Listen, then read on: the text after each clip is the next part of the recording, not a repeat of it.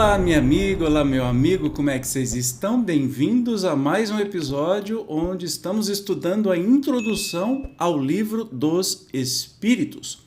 Hoje estudaremos o capítulo, o item 12º. Então, sem demora, vamos para o texto. Um fato demonstrado pela observação e confirmado pelos próprios espíritos é o de que os espíritos inferiores, muitas vezes, usurpam nomes conhecidos e respeitados. Quem pode, pois, afirmar que os que dizem ter sido, por exemplo, Sócrates, Júlio César, Carlos Magno, Fenelon, Napoleão, Washington, entre outros, tenham realmente animado essas personagens?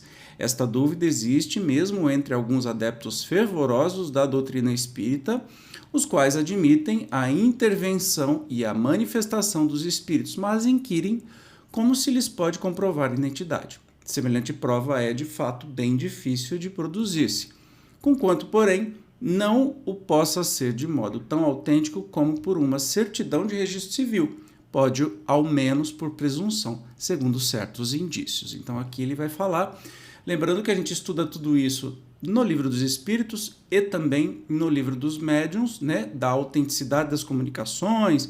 Muitos espíritos que se dizem espírito de fulano, de ciclano, de gente famosa, né? Todo mundo foi reencarnação de Cleópatra e por aí vai. Nós temos no meio espírita uma coisa que você tem mensagens de Bezerra de Menezes à torta direito, mas quem disse que é Bezerra de verdade, né? Então, ele vem nos ensinar aqui neste capítulo sobre estes itens. Vamos ouvir. Quando se manifesta o espírito de alguém que conhecemos pessoalmente, de um parente ou de um amigo, por exemplo, maiormente se há pouco tempo que morreu, sucede geralmente que sua linguagem se revela de perfeito acordo com o caráter que tinha aos nossos olhos, quando vivo. Já isso constitui indício de identidade. Não mais, entretanto, há lugar para dúvidas, desde que o espírito fala de coisas particulares, lembra acontecimentos de família, sabidos unicamente do seu interlocutor. Um filho não se enganará, de certo, com a linguagem de seu pai ou de sua mãe, nem pais haverá que se equivoquem quanto à de um filho. Neste gênero de evocações, passam-se às vezes coisas íntimas verdadeiramente empolgantes, de natureza a convencer o maior incrédulo. O mais obstinado cético fica, não é raro, aterrado com as inesperadas revelações que lhes são feitas. Outra circunstância muito característica acode em apoio da identidade. Dissemos que a caligrafia do médium muda, em geral, quando o outro passa a ser o espírito evocado e que a caligrafia é sempre a mesma quando o mesmo espírito se apresenta. Tem-se verificado inúmeras vezes, sobretudo se se trata de pessoas mortas recentemente, que a escrita denota flagrante semelhança com a dessa pessoa em vida. Assinaturas serão obtido de exatidão perfeita. Longe estamos, todavia, de querer apontar esse fato como regra e menos ainda como regra constante. Mencionamo-lo apenas como digno de nota. Só os espíritos que atingiram certo grau de purificação se acham libertos de toda a influência corporal. Quando ainda não estão completamente desmaterializados, é a expressão de que usam, conservam a maior parte das ideias, dos pendores e até das manias que tinham na terra, o que também constitui um meio de reconhecimento, ao qual igualmente se chega por uma imensidade de fatos minuciosos, que só uma observação acurrada e detida pode revelar. Vêem-se escritores a discutir suas próprias obras ou doutrinas, a aprovar ou condenar certas partes delas, outros a lembrar circunstâncias ignoradas, ou quase desconhecidas, de suas vidas ou de suas mortes, toda a sorte de particularidades, enfim, que são, quando nada, provas morais de identidade, únicas e invocáveis, tratando-se de coisas abstratas. Olha que interessante, tem algumas pistas, né, que a gente pode identificar aí a comunicação se é verdadeira ou não. Primeiro, que é a linguagem. Então, especialmente se você está recebendo comunicação do seu parente, né, do seu ente querido, ele vai usar a mesma linguagem. Não faz sentido, de repente, ver uma comunicação com uma linguagem rebuscada, com palavras difíceis e tudo mais, aí você vê que o seu parente é um filho de 13 anos de idade, né?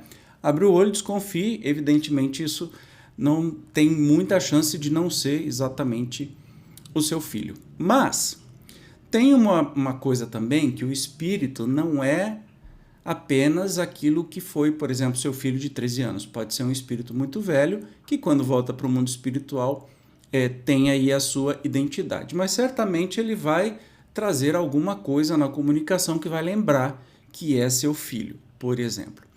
Outra coisa também é sobre a caligrafia, que muitas vezes é a mesma da pessoa em vida. Não é regra, tá? Porque a pessoa pode ter desencarnado há muito tempo ou ninguém conhece a caligrafia dele, então isso não vale, nada vale como regra quando a gente fala com pessoas, né? Com seres humanos. Então, não é uma coisa muito precisa, mas uma das coisas interessantes é observar a caligrafia.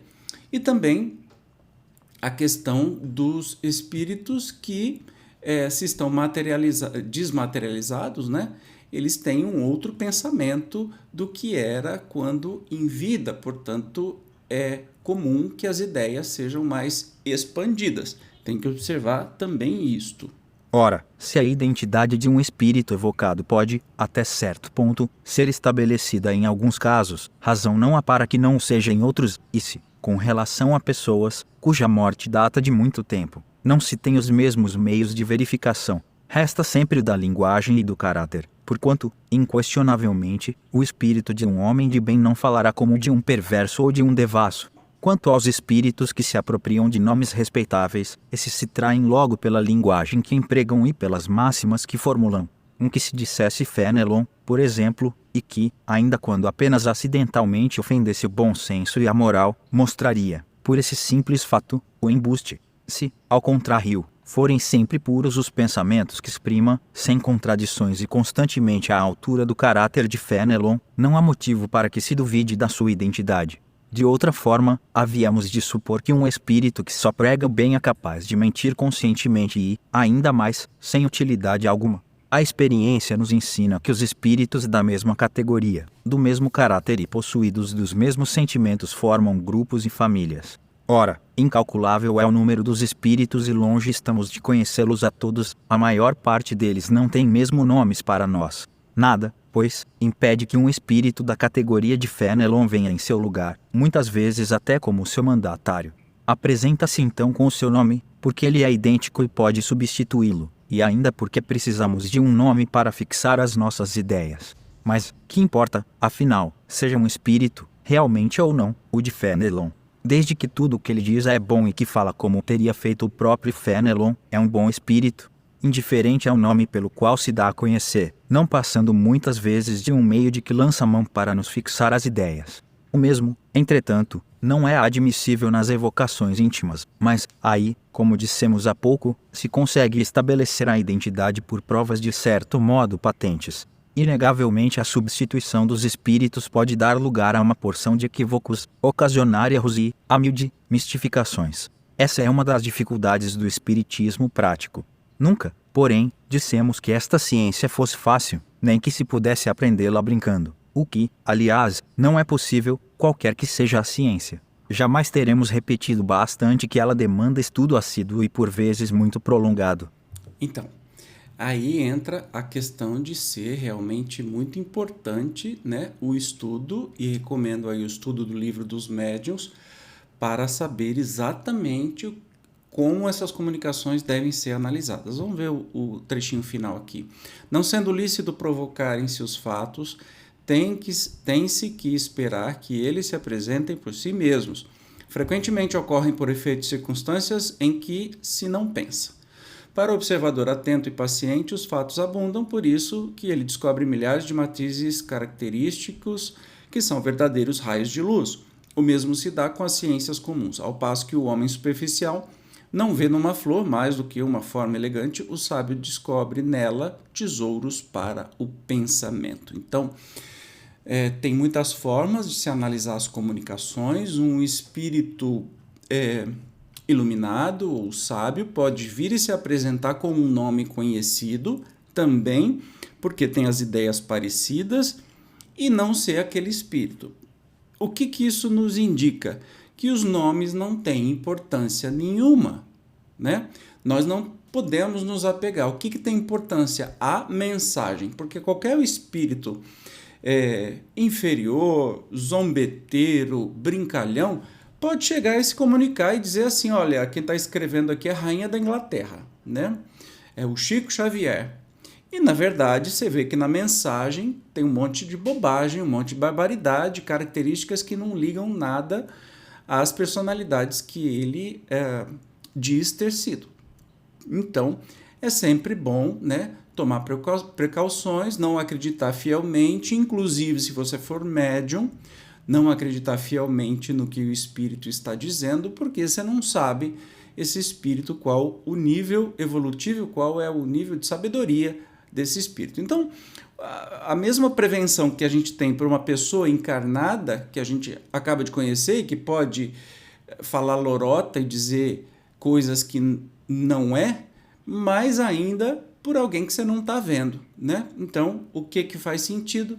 Análise das mensagens. Assim nos ensina Kardec e assim que a doutrina espírita foi toda escrita.